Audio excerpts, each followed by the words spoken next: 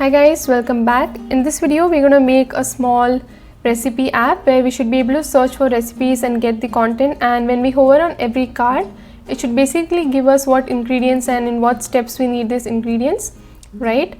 And so this is the app we're going to be building, and in this particular tutorial we're going to learn how the use effect and useref hook works. If you want to understand more about useState, you can watch my previous video and we have made a to-do list and try to understand it through a small project. So let me actually demonstrate what we can do here. So I'm going to search for eggs and get the recipe what we can do with eggs, right? So it's also set the loading indicator so we can make different things with eggs, right? And it's going to give us the recipe or the ingredients that we need for each of these. And let me also search for noodles just to check one more time. It says loading, and when we get the information the loading is going to go away. And yeah, it gives us all the recipes for different kind of noodles that we can have, the ingredients that we need to make these noodles and things like that. Alright, so let's get started. The first thing we want to do is create a template project for us, and we can run the following command. We can say npx create react app and then the name of the project, and I'm going to name this recipe finder, right? And this might take a couple of minutes to run, but this is going to give us a really good start as we can get started with writing code right after this. So the API that we'll be using for this project, you can find it on edmm.com, and basically we want the recipe search API. You can basically click on sign up here and it's going to redirect you to the page where we can start using it for free.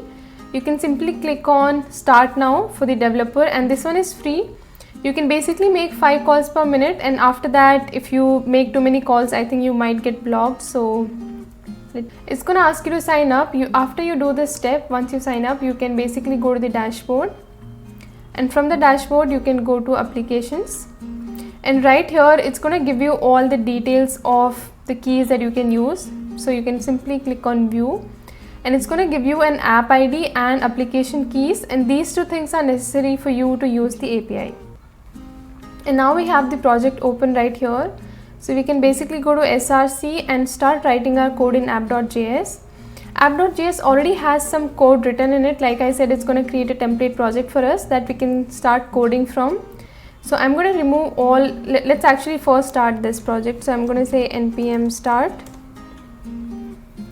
And this is what it basically renders, right? You can see it's learn react, and we can also see learn react here. So this is some JSX that was already written, and we're going to remove this because we don't actually need this.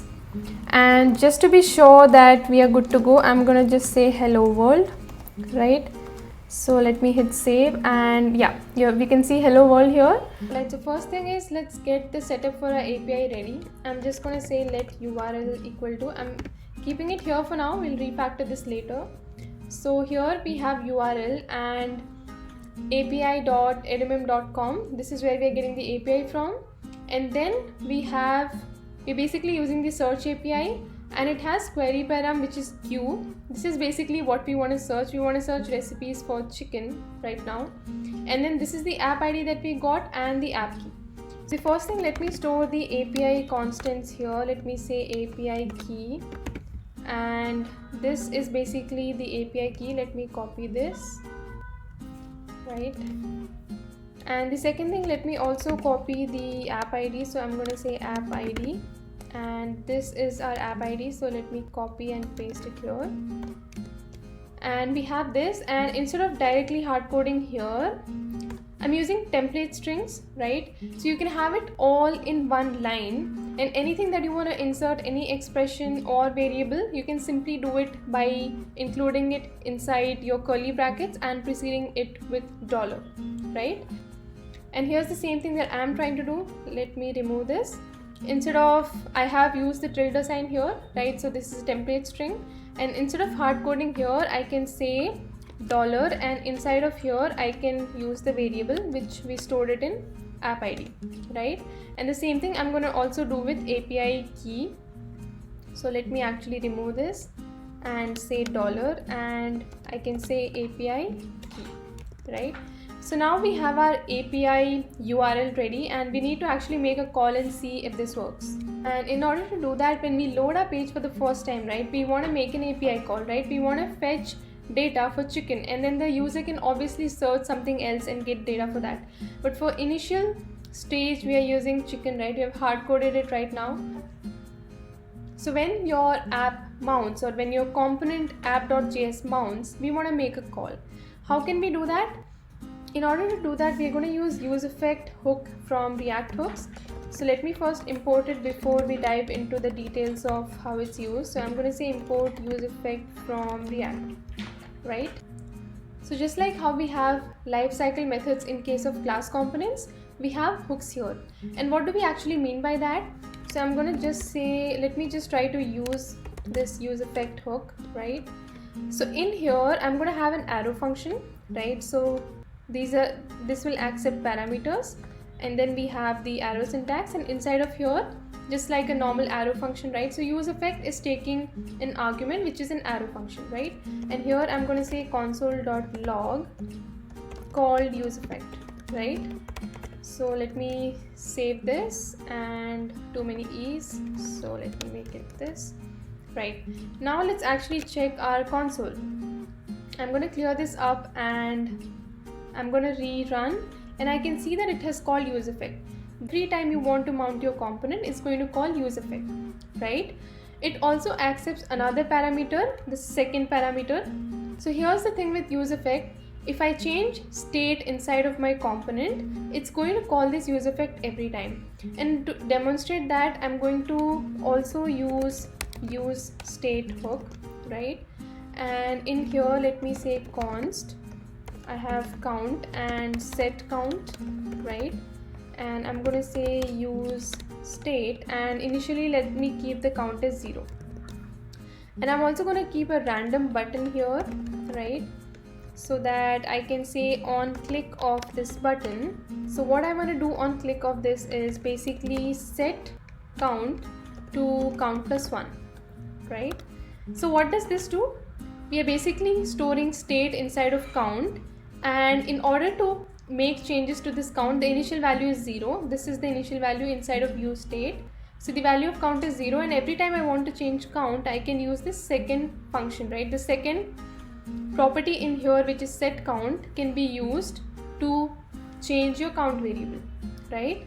So I'm going to say set count plus 1. I can do anything here. I can even give a constant value and say set count to 5 or anything. But basically we'll just have a button, and I'm going to say increment, right? Increment count. Let me hit save. So what I want to demonstrate to you is I'm going to click on this increment count, and it called useEffect. Let me click on it again, and it called useEffect twice. That means every time there is a state update, it actually calls useEffect, right? So this is what useEffect does. Every time there is any re-render happening in your component, it's going to call useEffect. So how can we control this? Let's say we don't want to call it every time, but we want to only call it on change of some particular variable, right? So it also takes a second argument. The first argument was your arrow function. There is also a second argument to this, which is an array, and you can give here all your dependencies. So only when things that you put inside this array change, only then it should call your useEffect. Right now I have not put anything. That means it will only call it the first time. So now let's actually check it in the browser how it works. So the first time it called useEffect, I just refreshed, and I'm going to click on increment count, and nothing is happening. It's not logging useEffect because in the dependency array we did not put anything, and that's why it has no dependency, right? It's only going to call it once. One thing with useEffect is that it gets called at least one. That is on the first render, when your component is rendered for the first time, it gets called. So now since we don't have any dependency, it's not going to re-render. But let's say now my dependency is count, because count is stored in state, right? We have useState for it. So every time count changes, it should call useEffect. So let me try to increment count, and you can see that, right? It's getting called again and again. Just like that, if I had another state, let's say count2, and I put the dependency as count2, only if count2 changes, my useEffect will be called, and not when my count changes. How useEffect works, and we spoke about it, right? The first time we render our component, we want to get data for chicken recipes. So inside of useEffect, we actually want to make an API call, right? So I'm going to remove this, and we don't have any dependency. it has no elements, so we only want to call it the first time. So let me actually copy this URL from here and let me put it inside of my use effect. This is the URL, and let's actually make a call. So I'm going to say fetch, right? Fetch is basically a promise, and you can use it to make API calls, right? Asynchronous calls. And I'm going to say fetch URL, and if I get the result, I can say dot then. If I get the result, it's going to come to dot then, and let's say the result that I get is response, right? So what I want to do with this response is just log it. So let me say console.log response, right? And in case it fails, I'm going to say dot catch, and I'll be getting an error. So I also want to log that error for now. That's it I want to do. So I'm going to say console.log error, okay? And I can say error in here. Let me hit save, and let's see if this API actually gives us the result. And I think it says we have a CORS issue here, and just to get around with that, I'm gonna copy this, right? I'm gonna copy this and go to my package.json, and in here I'm just going to say proxy and add this. Now let's actually test if we are getting the response. But before you do that, remember that after you set the proxy, you'll actually have to restart. So I'm going to say npm start again, and let me check what we get in the console, right? When this refreshes, and yeah, it's refreshing now, and we should be able to get the response. And yes, we do get status 200. And in order to see the final response that we want, let's actually parse it so that it's more meaningful, right? So instead of logging the response, I'm going to return response.json from here, right? And in my second dot then, I should be able to get this value. So I'm going to say response, and let me actually log this final response, right? So I'm going to say final response, and in here let me log this response. Now remember one thing, response.json is also a promise, right? It's also asynchronous, so you can't directly log it here. You need to still wait for it to complete. So that's why I have written another dot then, and it's returning this value. So I should get response.json, the result of response.json inside of result. So let's see what final response logs, and it looks like it does give us the value that we need. This is the query, right? Inside of our URL, the query was chicken. So this is the query, and the number of hits are 10. We have 10 recipes with us right now. Let's look at what each of the recipe contains. It contains a lot of information, like, you know, diet labels, your ingredients, calories, and a lot of other things. And for this particular project, to demonstrate, we're going to use a label, which is what particular recipe are we talking about right now, what dish we are talking about. And we are going to use the ingredient lines. This is what ingredients do you need in what particular step. Instead of this, you can also go directly for the recipe, but for this tutorial we are going with the ingredient lines.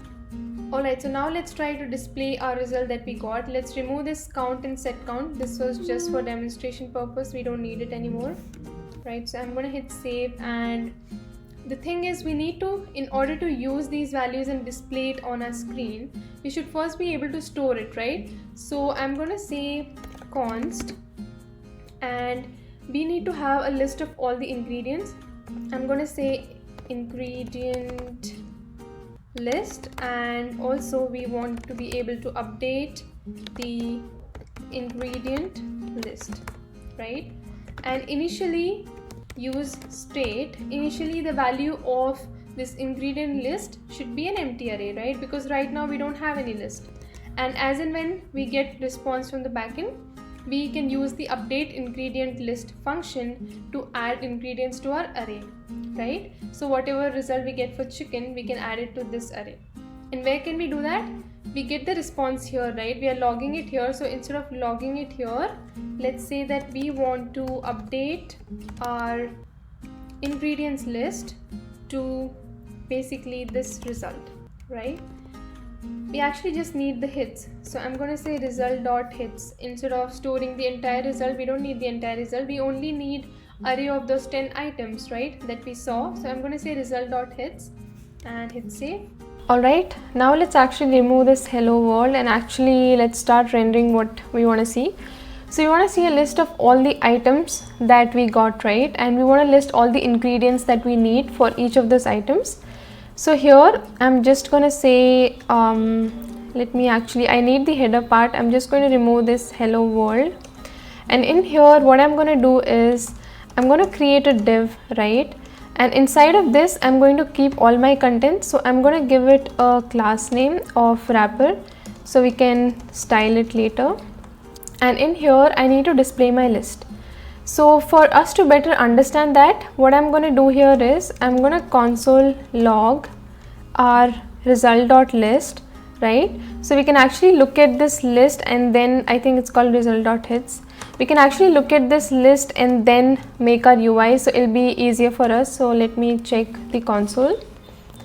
So we have the list here, and I'm going to actually expand this. Inside of every item in the list there is basically an object. That object contains a property called recipe, and the recipe has the label, right? So first thing we want to do is we want to display, let's actually first iterate this. So the entire response, this one, is basically stored inside of our ingredient list, right? So I'm going to say ingredient list dot map, right? And this will basically take an arrow function, so I can do this. And the parameter that it takes is every item inside the ingredient list. So I can name it anything, and I'm going to name it item. This item will basically contain every object one by one. So the object that is in 0, and then in basically 1, 2, 3 and so on, right? So right now we are talking about the first item. Inside of item we have a property called recipe, and inside of recipe we have label, and this label is basically the heading for that particular item, right? So in here I can say return, and I basically want to return a div, right? So this div is going to be my wrapper around everything that I'm doing. So let me create a div, and we need to actually style it later. So I'm going to say class name is equal to, let me call it ingredient. This class name that I'm giving ingredient to is actually used to style our entire accordion like this, or you can say this particular div, right, where you will have the image, the span tag and the basic ingredients that you need for the recipe, right? So here this particular div is used for every item like that, and in here I have a span tag which is going to basically give the heading, right? And where is the heading? It's inside the recipe dot label. So I'm just going to say inside of item we have recipe and then we have label, right? So this will give me the heading. After that, what is the next thing we have? We basically have the image, right? So let's go ahead and say we should have an image, and the source for this, as you can see here, recipe dot image will give us the source for the image. So I'm going to say item dot recipe dot image, right? So this is our image. And finally, after that we have a list of all the ingredients which is basically present in ingredient lines. So I'm going to copy this, and this is again a list, right? So we need to display this as a list again. So again we can use our map function, and we can say item dot recipe dot ingredient lines, which is an array. So I'm going to say dot map, again it will take an arrow function, right? And I will basically have the steps that I need to follow for getting all my ingredients ready. So let me call it step, right? Every step. And what is there inside every step is just a simple array. There is no object, right? It just has items. So basically step is directly what I want to render. So in here I can directly say p tag, and I'm going to say whatever is basically my step, right? That's what I want to display. Now let me hit save, and I actually need to return this so that we can display it. So let me say return, and let me hit save. So as you can see now, the first thing you are getting is the heading, and then it's the image, and then step of all the ingredients, right? Now we need to actually style this. It looks pretty bad and unorganized. So the first thing we want to do is we don't actually need this background, right? So we had a white background. I'm going to remove this, and we also don't need the text color to be white, and let me hit save. Yeah, so this is what we have as of now. And the next thing we want to do is let's actually go and start styling our cards. So if you see here, we have multiple of these cards, right? And every card we have given it a class name of ingredient. So let's go ahead and style that. So I'm going to say dot ingredient, right? And inside of this, let's say every card, let's give it a width of 150 pixel, right? And let's also give it a height of around 200 pixel and a border radius of say 8 pixel. And let's also give it a box shadow, so you know it looks sort of 3D. So I'm going to say box shadow of this value, right? And let's actually check how that looks as of now. Let me hit save. So yeah, we have this card here, but the image is actually overflowing. So let's actually first go and give some styling to our image. So inside of our ingredient class, we have an image tag, and to that image, let's give it a height of around 80 pixel and a width of around 100 pixel, right? And let's also give it a border radius of say 10 pixel. So yeah, now we are able to see these cards, but we see that the P tag has a lot of margin and the font size is also very large. So let's first go and style that. So I'm going to say inside of my ingredient we have a P tag, and for that we don't actually need any margin, right? And we also want to say font size of around 12 pixel. The same thing is with the span tag, which is basically the heading for the card. So I'm going to say inside of ingredient we also have a span tag, and to that we want to give a font size of around 14 pixel. Let me hit save. So yeah, now we are able to see these cards this way, but some of the content is overflowing into the next card. So first thing, let me actually display it in a row fashion. So to the main wrapper which contains all of this, I'm going to say to the main wrapper, let's give it a display property of flex, right? So that it comes in a row fashion. So yeah, we have this now. Now let's actually go to our HTML file. So this content is overflowing. We need to do something about that. So to this div, right, which contains all of these P tags or all of the ingredients, let me give it a class name of, let's say, steps, right? These are the steps that you need to follow. Let me hit save. And before we can do that, let's actually first get a proper alignment for everything inside of the ingredient card. So I'm going to say display of flex, right? I'm going to say justify content space between, so that we can create some space between these, right? Let me also give it a padding of 20 pixels so that everything doesn't just stick to the boundary, and we need to create some space between these. Let's give it a margin of around 20 pixel again, right? Let me hit save. So now we can see that we have created the space, but all of this is being rendered in a row fashion, right? Because the default direction is row, because we have given display flex. So we need to say that we need to give a flex direction of actually column, so that it's back to how it was. So this is actually in a column, but we see some of the things are not aligned to the center, right? Because text, we have given text align center, but what about the other things? So for that, I'm going to say align items, that is vertically, we want it to be center aligned. So I'm going to hit save, and now we can see that all of it is actually center aligned. And if you see, we have to actually scroll, and some of this card is also getting hidden, right? So we have a property, we have given wrapper display flex, right? So in Flexbox, we also have another property called flex wrap, right? So I'm going to say flex wrap and wrap, so that if anything is overflowing, it will be wrapped on to the next line like this. So if I now increase the size of the width, how many of our cards can be accommodated here is actually going to come, and it's not, all of this is not center aligned again. So let me actually say justify content center, right? So that it comes to the center of the screen, just like we can see right now. So if I increase the width, it will try to fit in as many cards as it can, and if I try to again decrease the width, right, so the cards will actually get wrapped onto the next line. So this is something pretty cool. Alright, so now let's take care of this particular ingredients that's actually overflowing, and we actually gave it a class of steps, right? So to our steps, we want to say that if the content overflows in the y direction, let's just say that we want to scroll, right? So let me hit save, and now it's not overflowing anymore, and we should be able to scroll and get the rest of the content. And let's also create some space between these, right? So to my image, I'm going to give it a margin of around 10 pixel, right? Let me hit save. Alright, so now we have some margin between all of this content. The next thing we want to do is actually add some hover effects and everything. So when we hover on every card, we actually want the card to get a little bigger, and that particular class for that is ingredient, right? So I can just say that to my ingredient, when I hover on it, right, I need to remove the space.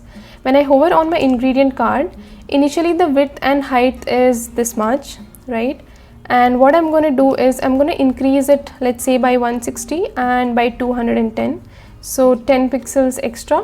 So when I hover on it, it's actually increasing, right? You can see it increasing, but it's not smooth. And in order to make it smooth, what you can do is give a property called transition, right?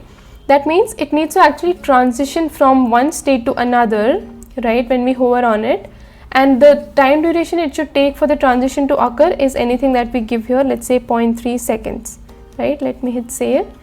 Now if I hover on it, you can see that it's pretty smooth, right?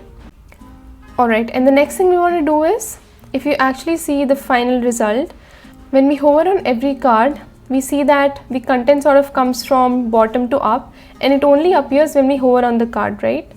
With every card, that's the case.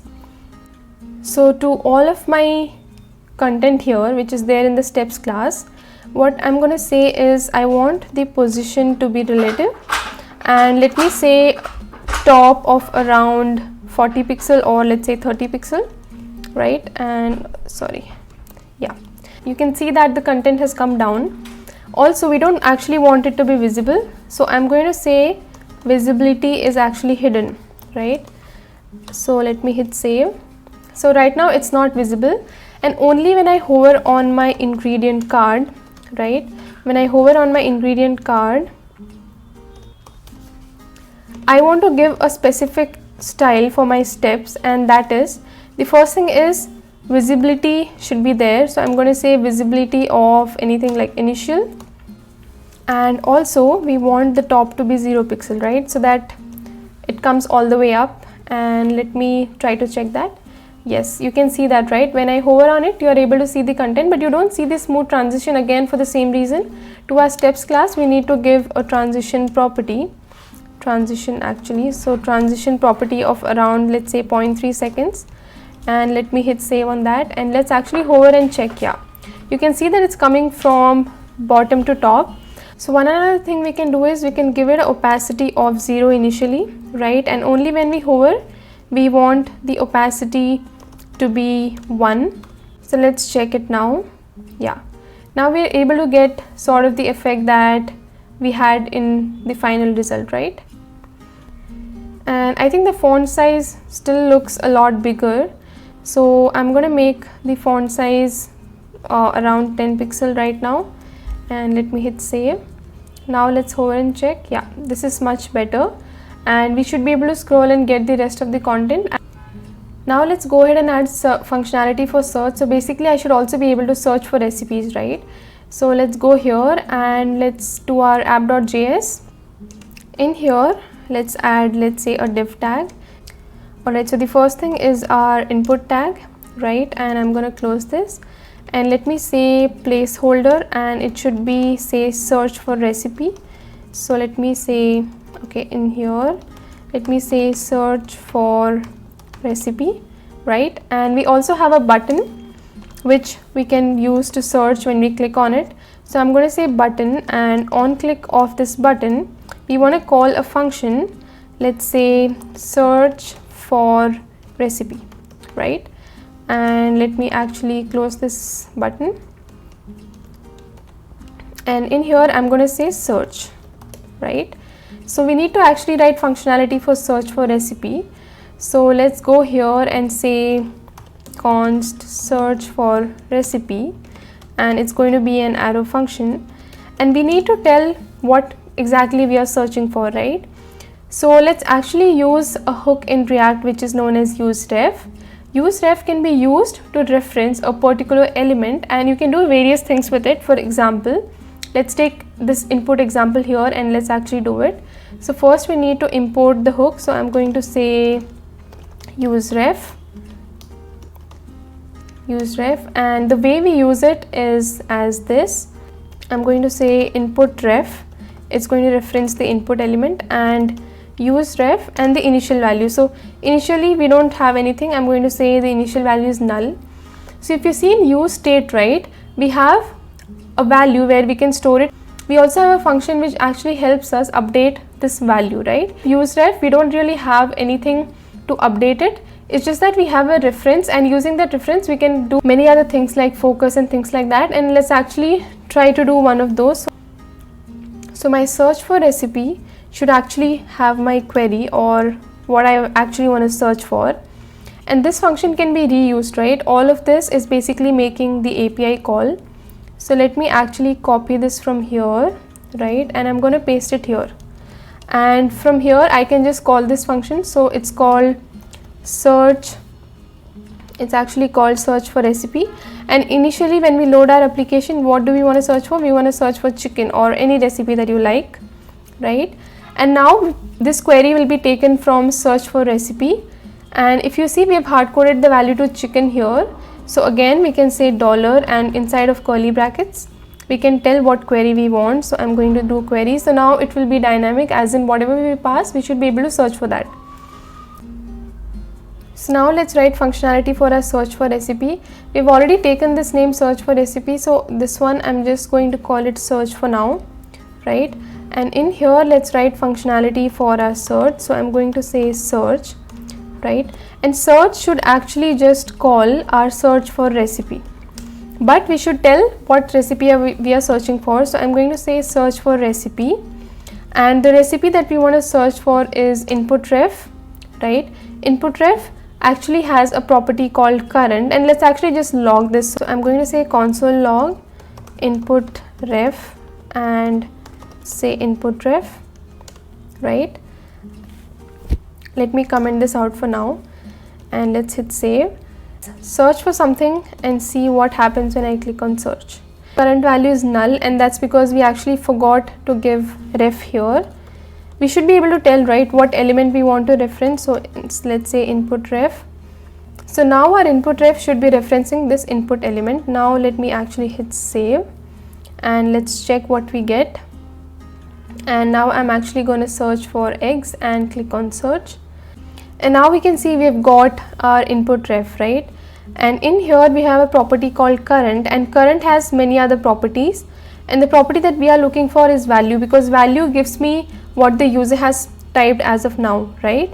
So I should be able to say that I want to search for recipe, and inside of input ref we have a property called current, and that current actually holds another property called value, which basically contains what the user has typed, right? And let me hit save, and we don't need this statement as of now. Now let's actually search for eggs. So I'm going to click on search, and after some time, yes, we have got the recipes for eggs, right? But if you see, there is a delay, like it takes some time for the response to come, right? So let's actually also add a loading indicator. So I'm going to create another state, right? I'm going to create another state in here, and I'm going to say loading and set loading, right? So as soon as I make the initial value, it's not loading, right? So I'm going to say false, and as soon as I make my API call, I should set loading to basically true, right? And when I get the response, I can set it back to false. So here I can say set our loading to false, right? And even if we get an error, we should also set the loading indicator to false here, otherwise it's going to go into an infinite loading state. So I'm going to say set loading to false again, right? And now we have a state that's going to tell us when it's loading and when it's not.